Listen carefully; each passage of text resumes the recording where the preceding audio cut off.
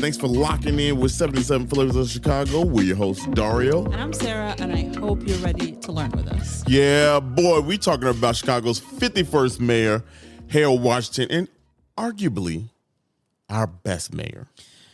But we're going to get into that because we're gonna take some, I'm going to take a different route. That's a hot take. It is for sure a hot take. It's a hot take, but I came with the heat. You said I got receipts. I got receipts. I got information like we always do. How y'all doing? Good. How you doing? I'm good. Yeah? It's fake spring, so I'm excited. It ain't fake spring. This is real shit. Nope. It is, technically. I mean, sure, I guess. It's real shit. I can't wait to go to the farmer's market next week because you lost your bet. Yeah, I'm with it. Whatever. Let's get it. Not whatever. No. Part of the bet was that You said go with energy. Energy, enthusiasm. Well, I like I'm going to need you to be like, oh my God, these tomatoes look amazing. I probably won't do that, but I will be like, bro, this $15. But don't call me bro. I'm not talking to you. Okay. Sometimes, black people be talking in their head too. Fair. We be having whole conversations. That's how we get through in life. That's how we get through. You gotta talk to yourself. You got to, because who else? I mean, in my case, no. In my case, no. You 5 years strong with your boy. Wow, I'm just the fifth leg of a chair. No. You more the first leg. The mother three. You know what I'm saying? But you hold me down. Okay, I'll take it. So, what are you gonna say to the tomatoes? You're gonna be like, "This is the best $15." Well, no, I wasn't gonna say that at all to the tomatoes. Y'all get the hell on. But I was gonna say the breakfast sandwich. See, leave that energy at home. No, right. That's why I'm not gonna fuck with them. Okay. They don't like me. I don't like him. You don't like tomatoes? No, it's not that I don't like tomatoes, but tomatoes. You just don't like vegetables. No. I don't dislike vegetables. I'm just saying there's much tastier options. Not saying that they don't taste good, that they don't have benefits. Not saying that. But you smacked the shit out of a cauliflower tostada the other day. That's because we've been disrespecting cauliflower forever. We just ain't been asking no questions if they want to taste like barbecue, if they want to taste like anything. We just been doing that to cauliflower. It's been good. It's a good vegetable that you can turn into anything. Smoked cauliflower, like a barbecue. Man, come on! Shout out to our friend Matt, who really, him and his dad go crazy on cauliflower. They make some good ass cauliflower. And eggplant, and peppers, and like his dad will grill anything. He makes some chicken. He always grills phenomenal chicken. Yeah. And then he also brings a plate of grilled vegetables. Mm-hmm. And mix that shit together. Oh my God. Yeah, you know what's crazy is grilled vegetables he makes are phenomenal. Matt's dad is the best because he be snapping on food. Yeah. And then he'd be like, "Oh, is it good? Is it good?" No, I just he doesn't say that. He like, "I just want to make sure it's good. I just want to make sure. I'm glad you like." I told him part of the reason we're still friends with Matt and Taylor is because his pops. Because of the pops. Hey Matt, I know you be listening to the podcast, man. Hey, your pops is he A1 applesauce for us, boy. Yeah, I wish he was my dad. Yeah, he going crazy. But I'm doing great, thank you. It's been you were talking about the farmer's market breakfast sandwich. So. Yeah, that farmer. I don't even remember the name of it, but that farmer's market breakfast sandwich, phenomenal. We're talking about specifically Green City Market. Yeah, Green City Market. Yeah. Oh, that's right. That's back. Yeah. Yeah. It's back. Outside. Outside on Saturday.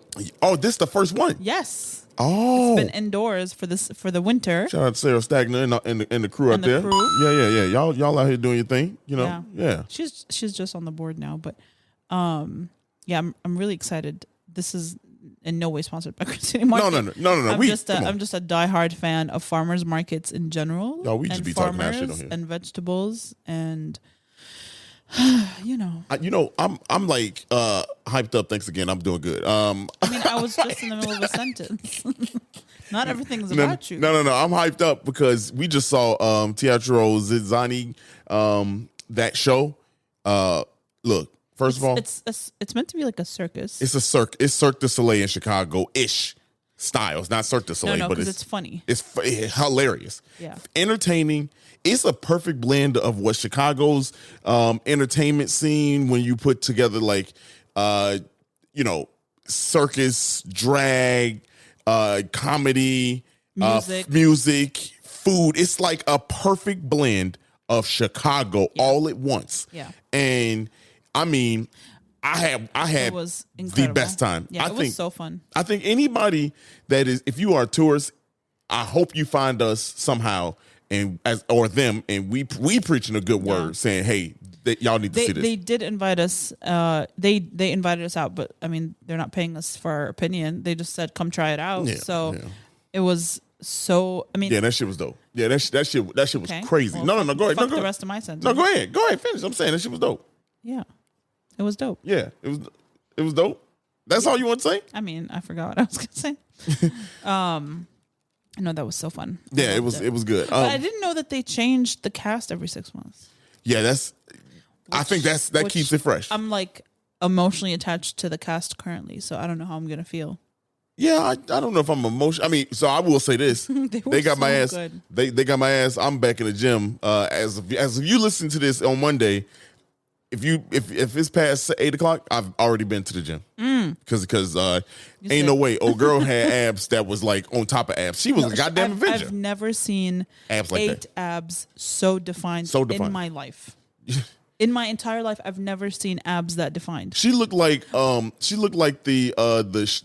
shark. That be 1,000%. on SpongeBob. Yeah. How his abs be. Yes. That's who she looked like. They look fake. Her arms look like. She was incredible. I mean, crazy. She was hanging from the sky by her neck. By her neck. She wasn't. The guy was holding her from her neck, and she was flipping upside down. She had no harness, no nothing. Everybody else was like holding onto ropes and stuff. She was in the air. And then old girl that bit this pole. Pause, man. That's crazy. She had it's a lot of like cool acrobatic things. She used her mouth to balance herself up in the air on a pole. That's wild. That's crazy. That sounds like some shit Future and Drake done made a song about. Damn. That sounds crazy as hell, man. Like, that's wild. No, but that shit was top notch. If you can, right across the street from Goodman Theater, Paterino's. If you're not gonna eat dinner because they're like it's a dinner and a show. It's a dinner and a show. You order a 4-course meal, and you enjoy it. It's 2 hours. 2 hours. Yeah, 2.5 hours. 2.5 hours. But truly, it went by so fast. I mean, you entertain. They bringing people on stage. It doesn't stop. Like the entertainment doesn't. I don't know how they do it. And you eat in peace, kind of. I mean, like you know what I mean. Like they stop the crazy show while you're eating, and still do like little side shit. Yeah, you know what I mean? Like side quests. While you eating, and so you entertain, but the food goes so. Man, it was the whole thing was just. It was so fun. Man, it was so good. It's a great thing to do with people coming in from out of town too. Yeah, I'm telling you, I think, I feel like when you go to Chicago, you want to do certain things that ain't always talked about. Yeah. But because Chicago got so much shit that's crazy here. Yeah. Like you could do a whole bunch of flyover. That was a fun one. If you come to Chicago and you don't do flyover, yeah, what are you doing? That was a really fun one. Yeah, it was very. You okay over there, boss? Yeah, I had the hiccup. That hiccup was gonna come out my eyeballs if I didn't. Shit. Yeah, that was a really good time. Mm-hmm. Man, it's Chicago. Chicago got so much shit, and it's starting to get warm. So it's about to. I know. Yeah. Now, when you listen to this podcast, we gonna give you some shit to do in the summertime. Right. You get outside and do these things because I feel like I said this before, and it could just be because we changed settings. You know what I'm saying? Like the energy just must be a little different personally. But like I feel like 2025, summer Chicago. About to be up. It is about to be up. I feel like it's about to be up for everybody. Despite what's going on in America. Obviously, because 2020, 2021, we didn't really have a summer. 2022, we started coming back. 2023, 24, things were almost, we're back almost back to normal. 24 was kind of lit, though. 24 was kind of lit. Now, 25. Yeah, 25, we back in action. Even more lit. Yeah, 25, I'm convinced. Yeah. You know why? No, I'm not saying that it's a good or bad thing. This is not a non-political statement. The fact that the DNC was here and a ton of people came to Chicago, and I saw it especially with like influencers, and then we had a trending song about Chicago, and people were like, "This is what Chicago looks like." So like, there's a lot of like eyes on Chicago of it like being such a fun city. So we're like, yeah, hell yeah, Chicago's up. Chicago's up. I'm telling you, y'all, you just get ready, man. I feel it, and just do these things like Teatro, Zizani, fly over all the food in the world here. Just go outside, man. Like good. This summer, which I know we don't want to get political, but this episode is the hyper political. So it's history. It already happened. It already right.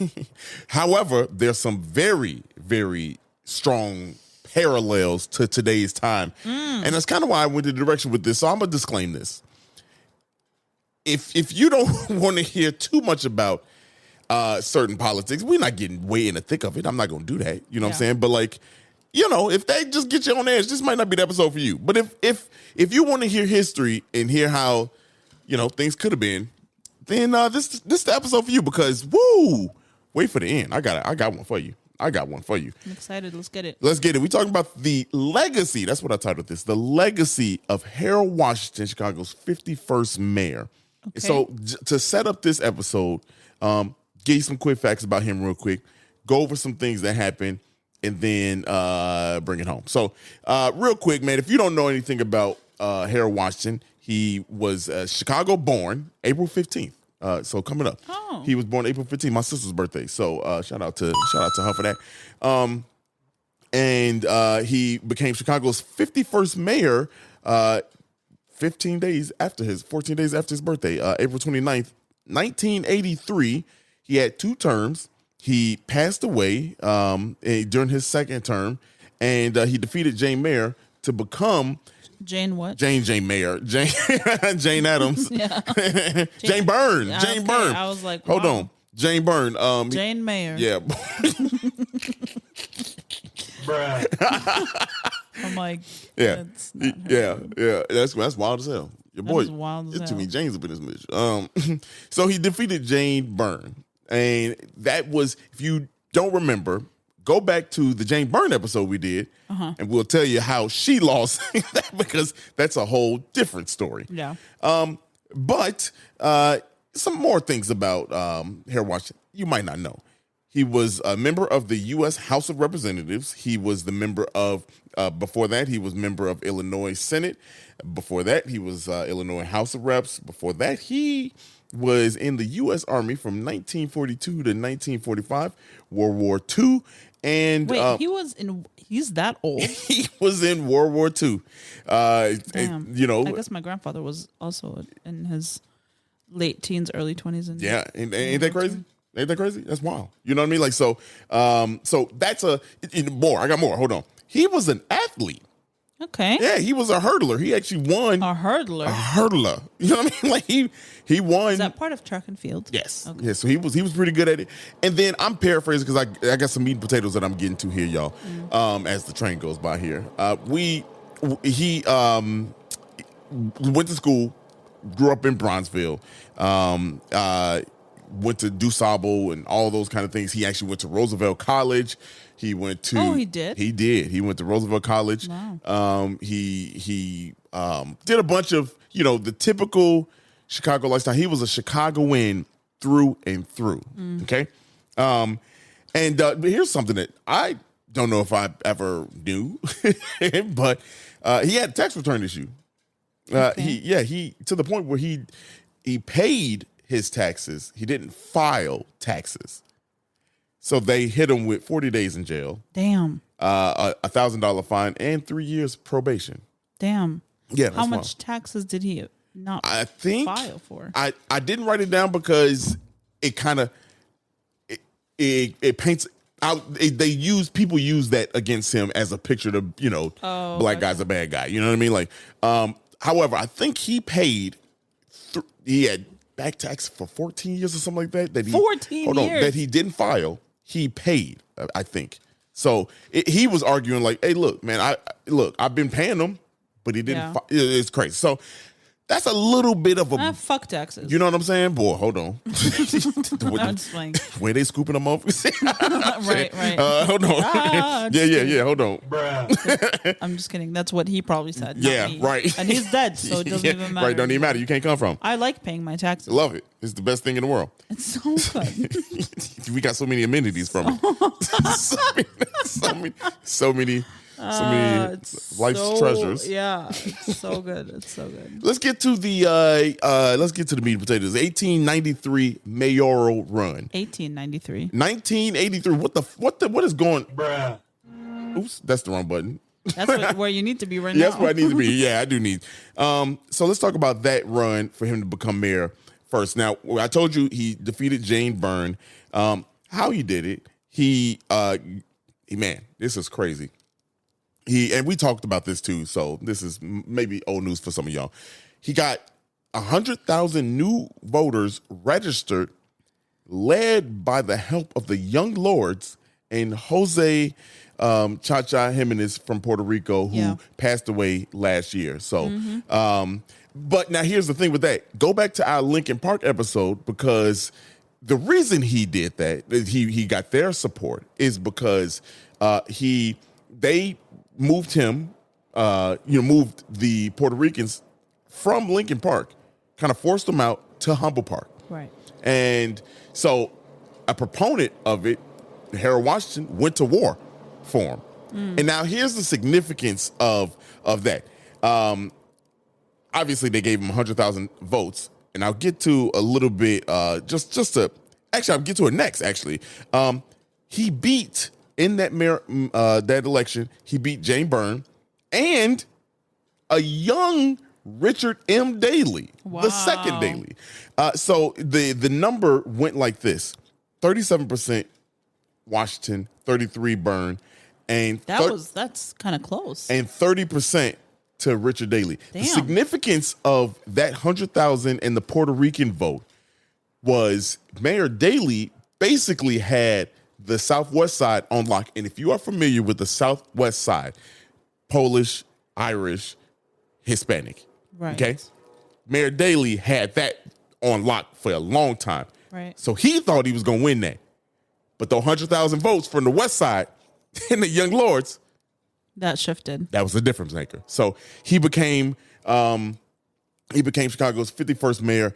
This is where it all changed. This is where it changed.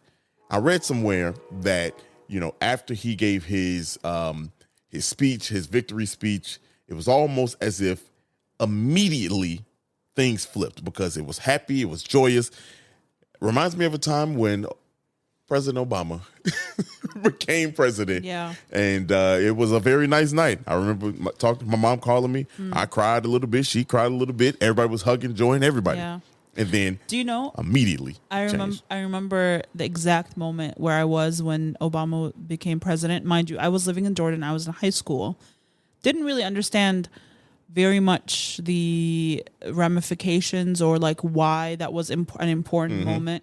But my favorite history teacher, Mr. John, I was in boarding school. So Mr. John was one of the teachers that was like, hey, if you want to be woken up to watch the results of the U.S. elections, a lot of the teachers in our school were from the U.S. So they would come, they lived on campus. Obviously, this mattered to them. So he was like, he taught AP art history, and he said, if any of my students want to be woken up to come and watch this election, I will give you a pass with your dorm person, your dorm supervisor, so that you can come to the student union hall and watch the results of the election. I was like, hell yeah. I loved Mr. John. He's still alive. I loved him. And I was like, if it's important to him, it has to be important. And I mean, he was my favorite teacher. So little fun fact, there was a phrase that I learned in AP art history that was tattooed on me from his class.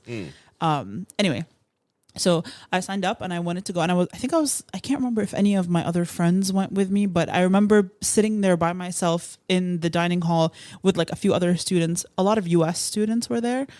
And they announced that Obama had won, and everyone started crying. And I was like, why are people crying? We didn't think I was going to see that shit. Well, and I didn't, and he sat down and explained to everyone why it was so important. Mind you, I'm on the other side of the world. We have other things we have to Well, I remember I was at Best Buy. I was working. I was working. Had the TV on in the home theater department, but in the back, in the little demo area, because we didn't have all the politics playing on the TV. You know what I mean? We didn't have it, but I had one. They were like, I'm doing it. I'm watching this moment if he wins. And he won. I remember I was with a white couple, and they were kind of like happy, hey, you know what I mean? I don't know how progressive or whatever they were, but I remember just stopping and being like, holy shit. And I remember saying, we did it. My mama called me, and she was in tears, crying on the phone. She said, we did it. I lived to see it. I can't believe we saw it. And I was like, that shit hurt me. That shit broke me down for a little bit, because I was like, bro, growing up here in America, we ain't never think we was going to see Back in the day, nah, man, we was never gonna see a black president. But aside from that, so we digress a little bit. So that was the intro to how he got elected. Things flipped.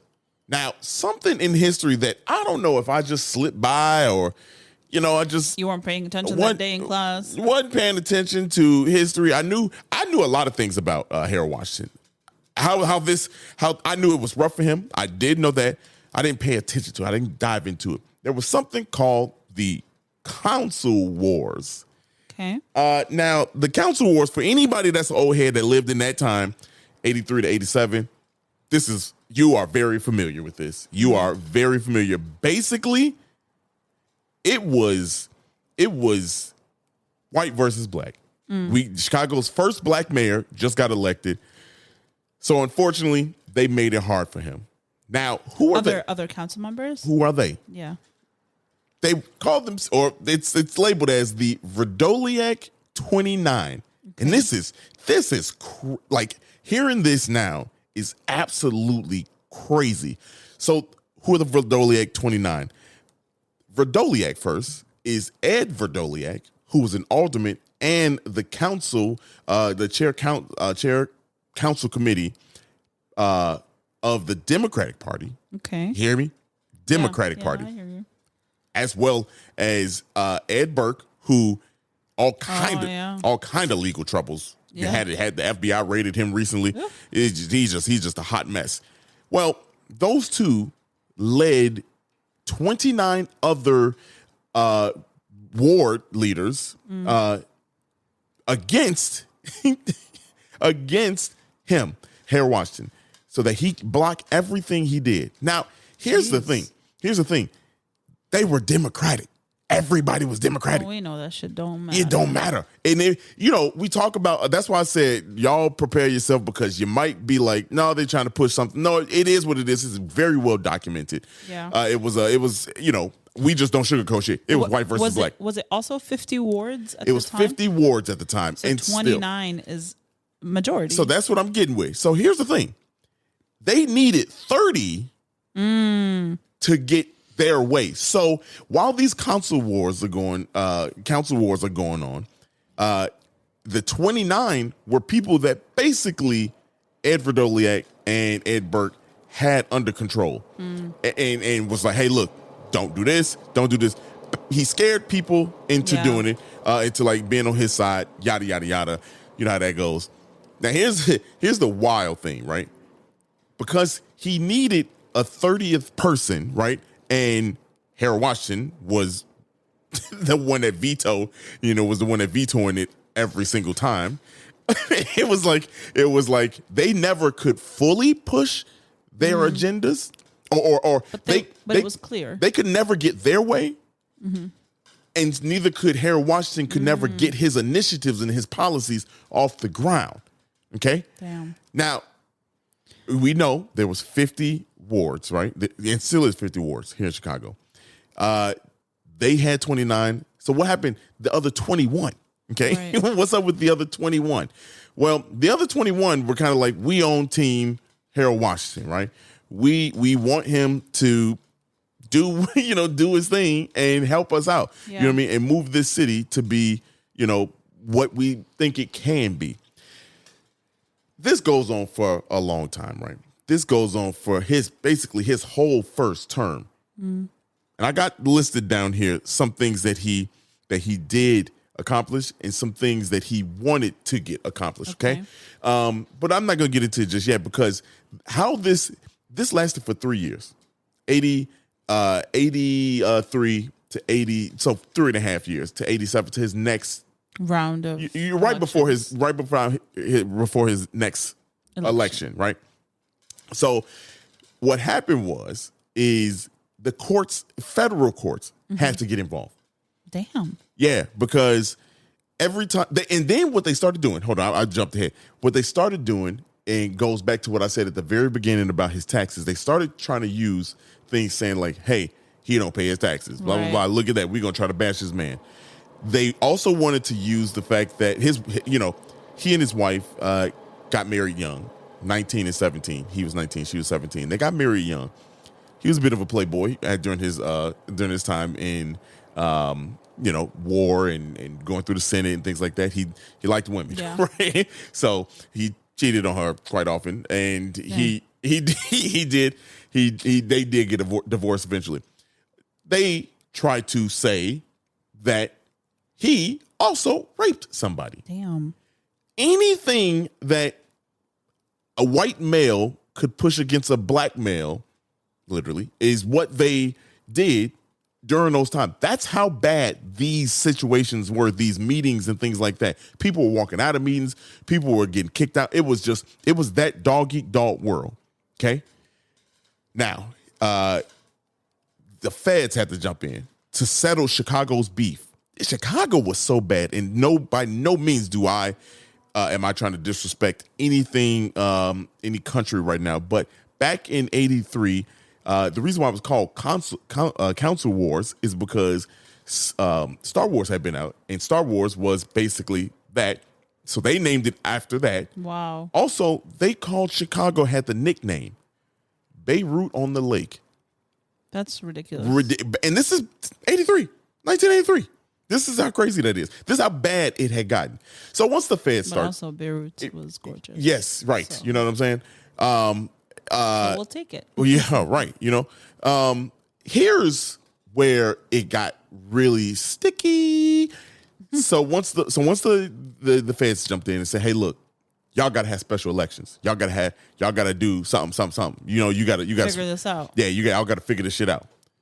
What happened was they had runoff elections, right? Mm-hmm. So that 29 and 21 shifted a little bit.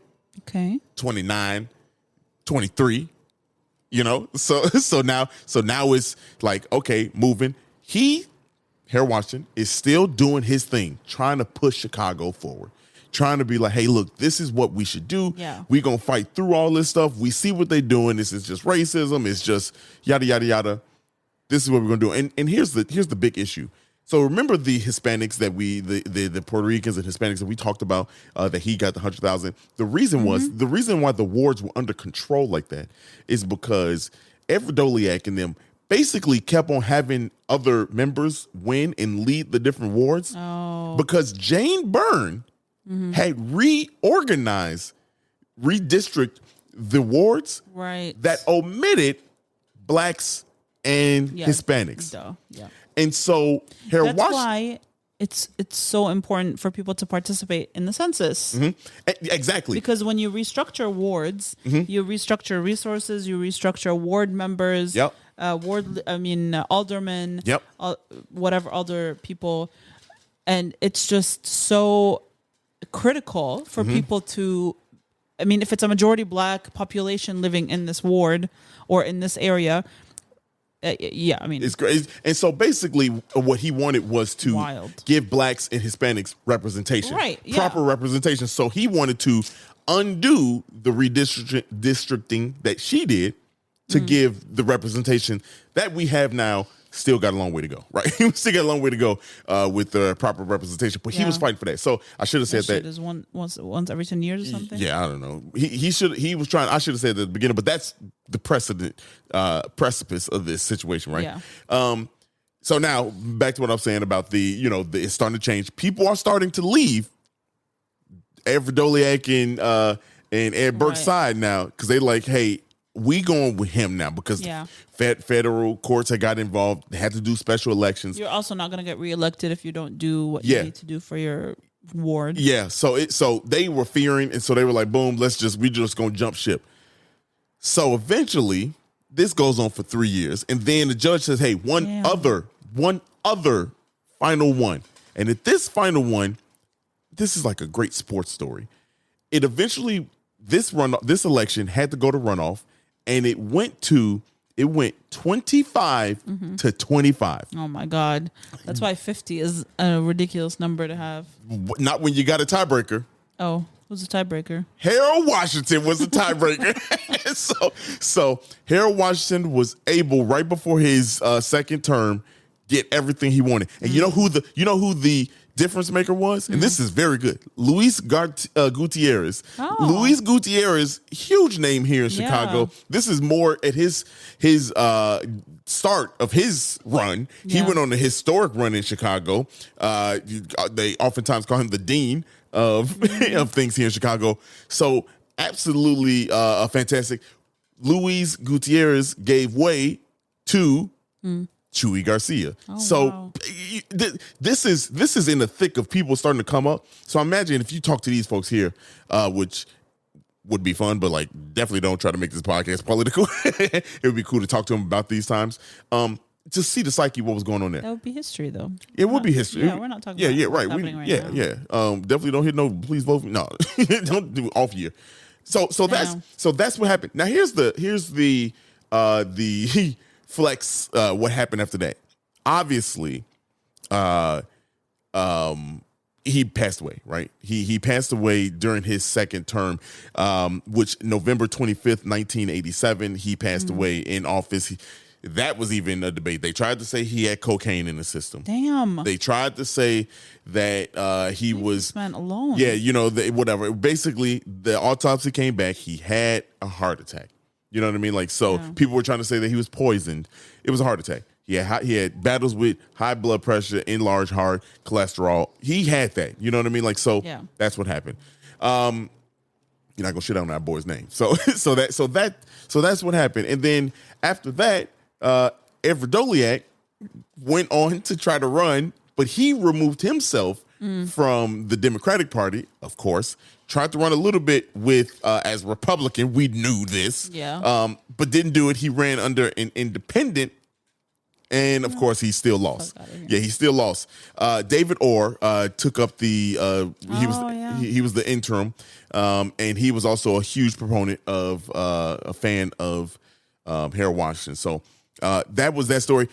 Everett Doliak kind of hinted at, not hinted, I'm sorry, Ed Burke got his shit raided by the feds because he's a shithead, a bad guy, and Everett Doliak, his sons still run that law firm that you see billboards all around the city for. No way. Yeah, yeah. So whenever you see. That's his son? That's his three of them. So the Verdoliaks. So, yeah. Wow. Crazy, ain't it?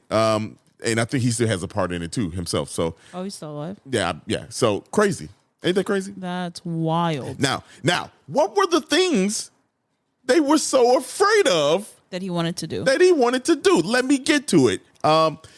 So did you know he started the Freedom of Information Act here in Chicago?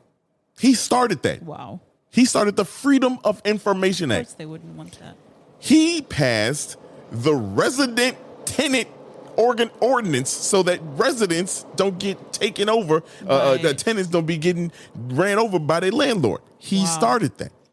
He opened the collective bargaining rights for city workers. And he did those things within the first few months. First few months of his term. Then they tried to stop him. He stopped city departments from working with federal immigration officials, making Chicago the first sanctuary city in the Midwest. Give me my coin. Wow. Crazy. So now the other things that he wanted to do, because they were also trying to say that Chicago's population did decrease during his time, right? He was to blame for that. He was advocating for CTA. Now you wonder why the green line and the red line and the pink line, the pink line wasn't even there. You know what I mean? Like, but you imagine all these things. He was fighting for that, so they were trying to hold him back. Sound like today's time, don't it? He was trying to hold him back from pushing those initiatives so that he could look bad, and so just so they can keep their seats position. But then they were using all that information because he couldn't get nothing done. They were using it against him, saying, "Hey, he's bad." Wow. And this is why. Look at CTA, it's falling apart. You won't let me do shit. So, but he, good thing for him, he kept on fighting to go through it. Now, here's one thing that was really cool because this is a specific story I ran across from during the research here, just to show you how good he was for people here in Chicago, and how it would have been had 40 years from now. I'm 40 right now. You know what I mean? Like, imagine 40 years of this kind of Chicago. So Hasbro, the toy company, Right. had an office or had factories and offices on the west side. West side, y'all. Okay. Booming. You know what I mean? Like Yeah. Hasbro toys. They're still around right now as we talk. Hasbro. Matter of fact, Hasbro just bought the rights to my favorite childhood pastime, Power Rangers.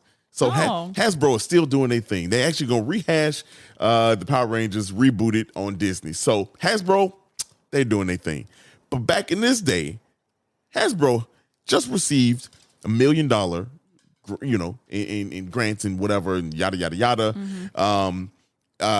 and promised to create jobs on the west side. Of course they did. Of course they did. Guess what they did? They didn't. They didn't do that, and they left the west side.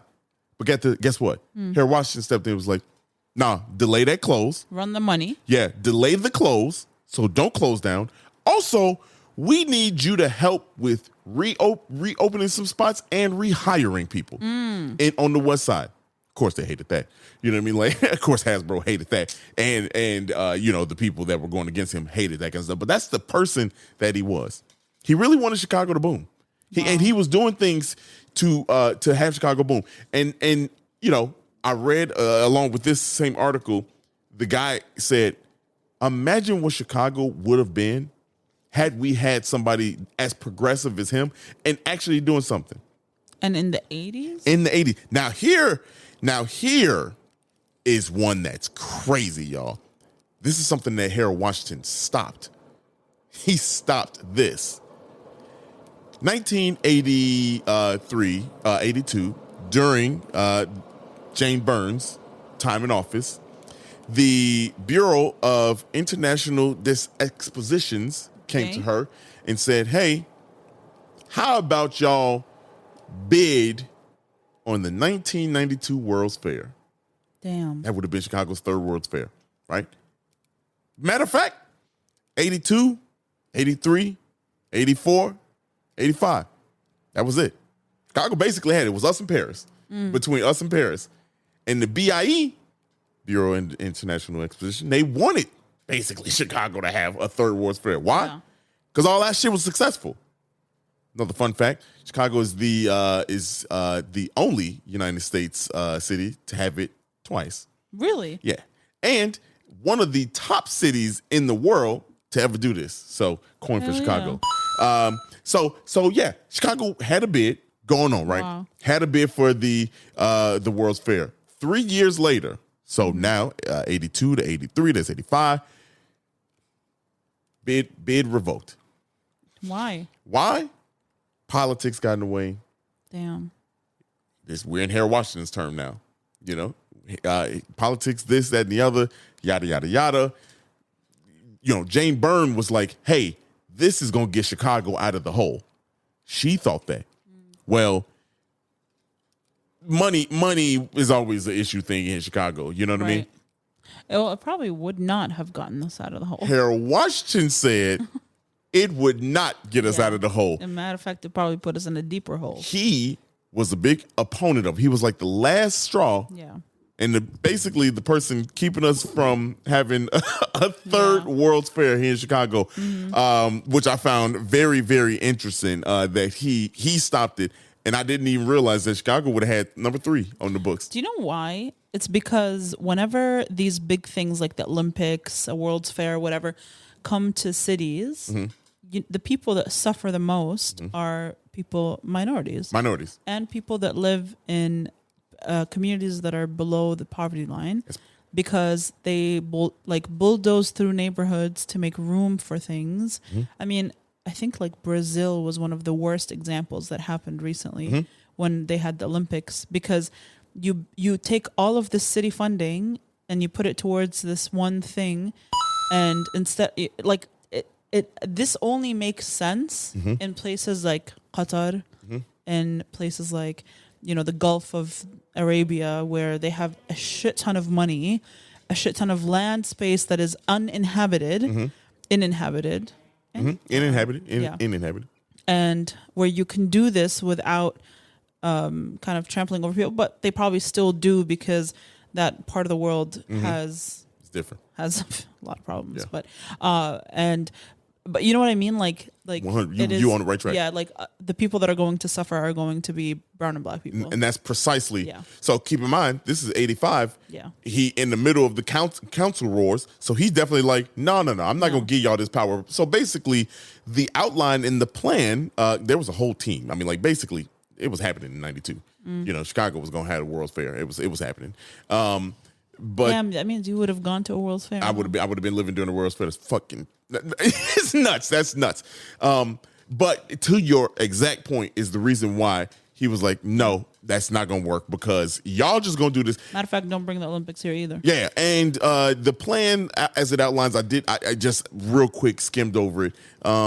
It was basically going to be up all throughout the whole lakefront. Yeah. And, you know, it was probably going to push through South Shore. yeah, 100%. And like bulldoze through that neighborhood. Yeah, it was like because they're not going to do it in Lincoln Park. Yeah, and if they're not going to do it in the Loop. And if you think about the history of the World's Fair, It was in that area. Jackson Park?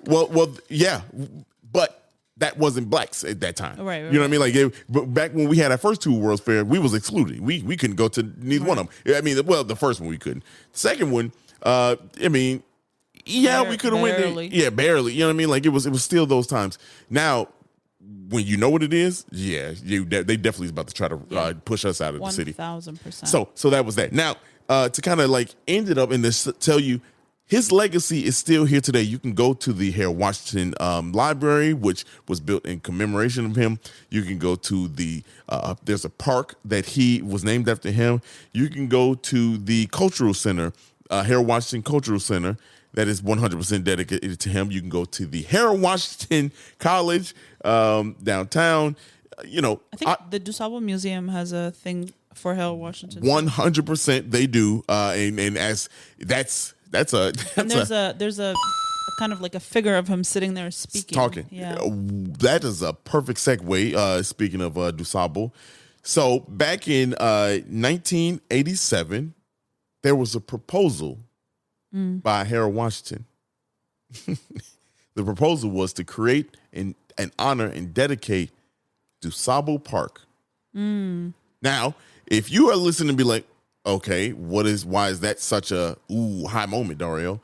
Well, DuSable Park is just now you're lying. being built. No, you're lying. It is just now being built. 2024. 2024. Oh. It was announced that it was going to be built, and you know how and why it is being built? Why?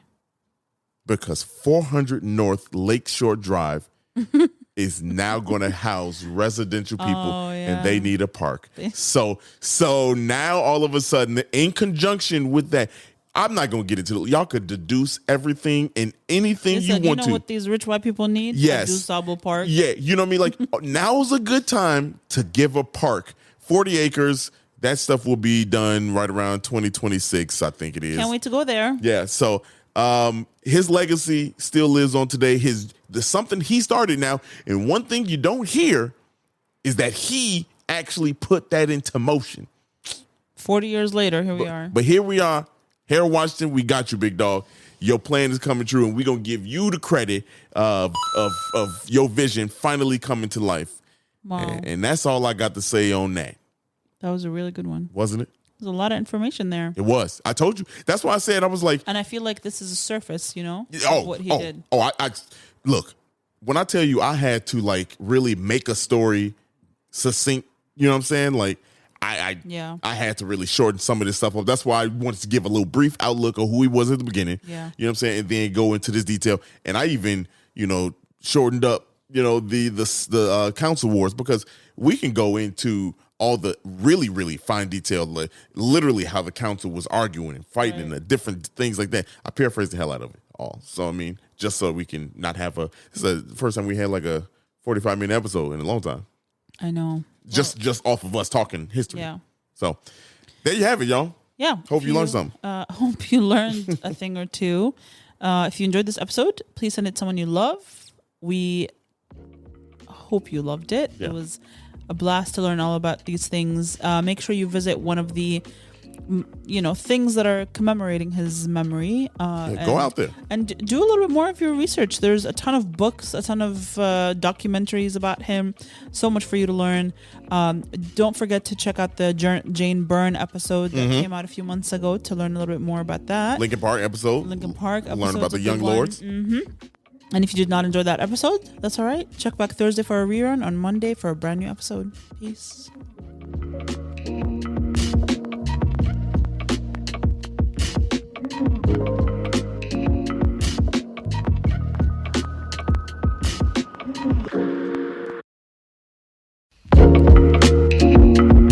Thank you so much for listening to today's episode, and we hope you loved it. And if you could, please follow us on social media at 77 Flavors Shy on Instagram, Facebook, TikTok, and Twitter.